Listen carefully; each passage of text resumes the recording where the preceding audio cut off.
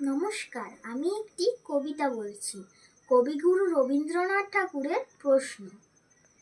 ভগবান, তুমি যুগে যুগে দূত পাঠায়েছ বারে বারে দয়াহীন সংসারে।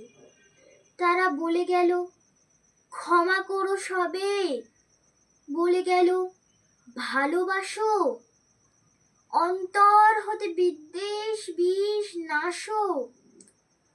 বরণীয় তারা, স্মরণীয় তারা, তবুও বাহির দ্বারে আজি দুর্দিনে ফিরানো তাদের ব্যর্থ নমস্কারে। আমি যে দেখেছি গোপন হিংসা কপট রাত্রি ছায়ে হেনেছে নিঃসহায়ে।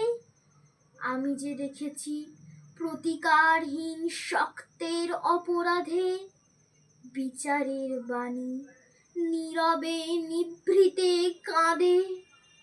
আমি যে দেখিনু তরুণ বালক উন্মাদ হয়ে ছুটে কি যন্ত্রণায় মরেছে পাথরে নিষ্ফল মাথা কুটে।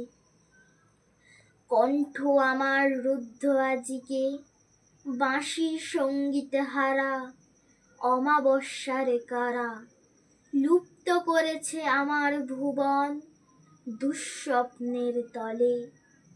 তাই তো তোমায় সুধাই অশ্রু জলে, যাহারা তোমার বিষাইছে বায়ু নিভাইছে তব আলো। তুমি কি তাদের ক্ষমা করিয়াছ? তুমি কি বেসেছ ভালো? নমস্কার।